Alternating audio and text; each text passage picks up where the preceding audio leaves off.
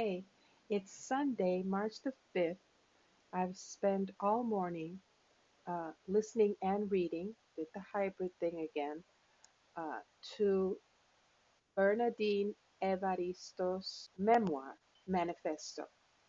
Manifesto uh, on never giving up. Disclaimer, I read Mr. Loverman and loved it. It- I found it to be a fantastic book, but I haven't read her Booker Prize winning novel, Girl, Woman, Other. But after Manifesto, I will make it a priority to read that novel also. I was captivated, first of all, by the family history. Uh, I did not know that the author won the Booker Prize when she was already 60 years old. I thought she was like 30, 35 when I saw pictures of her. No, uh, this is someone who has written before, has lots of life experiences, and that's what you get here in this memoir. Is all that backstory before she wins the Booker and what her ideals are and what she stands for. And she even has a section on her activism and why she believes activism is important, even though she admits that she now, instead of shouting, she will have dialogue inside those hallowed halls. Right? I found it fascinating. I think she went through the periods of her life with sincerity and honesty, right? Forthrightness, and it was it was interesting how she speaks about that time, much like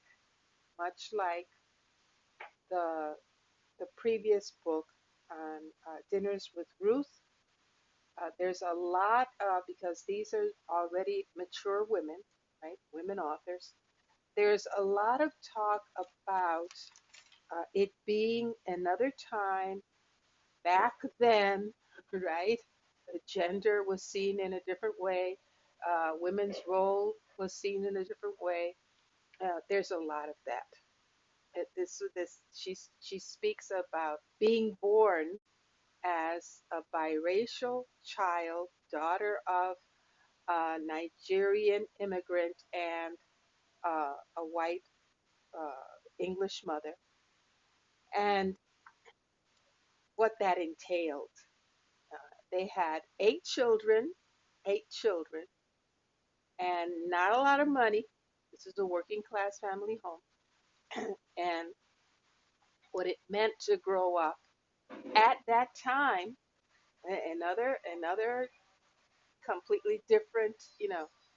There was no internet. They barely had TV. You know, things like that. I found it fascinating, and how she decides, first of all, to go into theater, and then from theater into poetry, and from poetry, how she winds up writing her novels.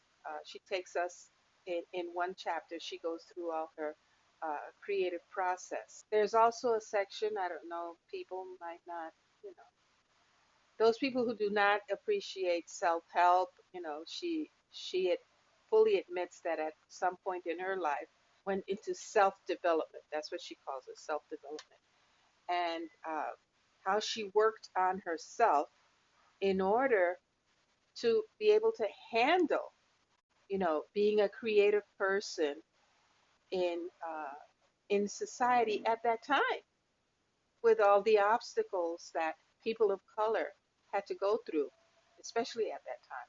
It was something entirely new to me because I'm used to reading about that in a United States milieu, right, an atmosphere, or in the Caribbean and South America or Central America, but not in England. I don't know what rank I will give it, not yet, but I thoroughly enjoyed this memoir. I really did. I loved how she talks about writing Mr. Loverman. I had no idea of what she, the whole process that she went through to be able to create what turned out to be Mr. Loverman. I found it fascinating.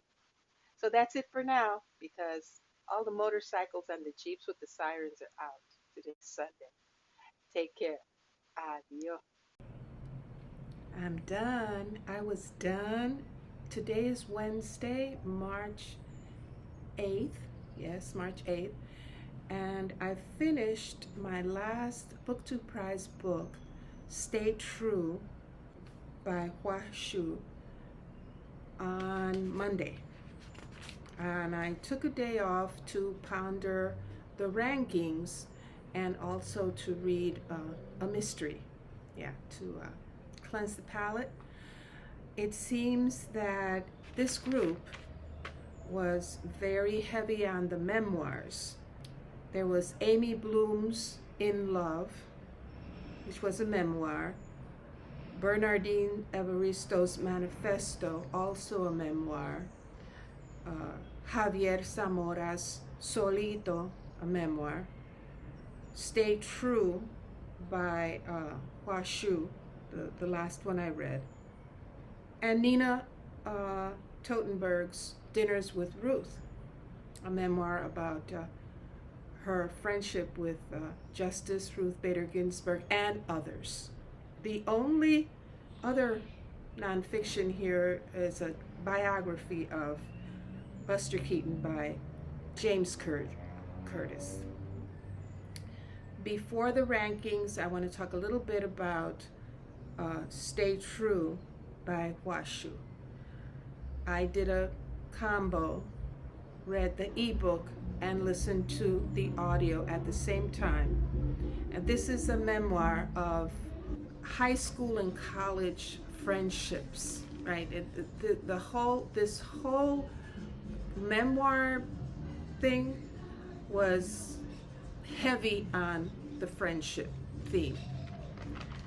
And at first, I was a little taken aback because it really emphasized this young, right, the youngsters' activities in late high school, early college years, the friendships that are formed, the different activities in which they're involved, the music that they love, the beginning of the internet, how that affected their lives, punk music, a lot of things which, were after my time. except that feeling, those friendships that are formed during those years are very lasting, right? They have a huge impact from what I've experienced in a person's life, right? Those years in which you're 18, 19, 20, 21, 22. And he was very detailed with some of this information. So I was a little, do I really need to be listening to and reading about these young people's trips, in their car trips and their group dates and their classes in college, which are like hundreds and hundreds of students, in those classes? Okay, fine. Except that I could sense that there was something that was going to come up with all of these reminiscences and memories about, this stage in the author's life. And that is exactly what happens. And I even wrote it down in the margins. I knew it.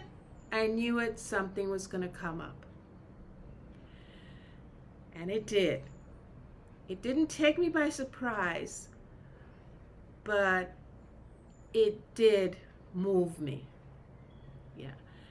And I think that the author accomplished his goal. It seems as if he set out to show not only how those early friendships affected him at that moment and later on in life, but also how the loss of a friend affects you. And I think he did that in a more concentrated book. I'm sorry, a lot better than Nina Totenberg, in my opinion. And, you know, I respect yours if you don't agree with me, but that's my opinion.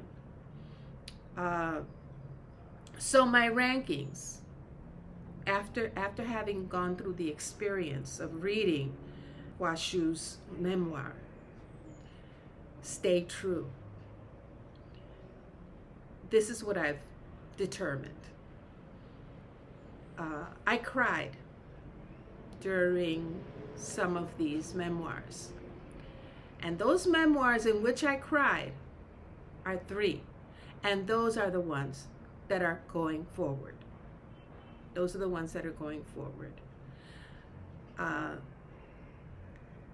You all saw what happened with Buster Keaton. Sorry, Buster Keaton was a great comedian. Could not with the biography. That's number 6. Then number 5 is Nina Totenberg's Dinner with Ruth. Yeah, because it was as much about other friendships and other experiences besides Ruth. I was expecting it to be a lot more about Ruth Bader Ginsburg. Number 4 is Bernardine Evaristo's Manifesto. It was interesting, but my criteria is what made me cry, which, what really moved me. And even though I admire and I like the memoir, no.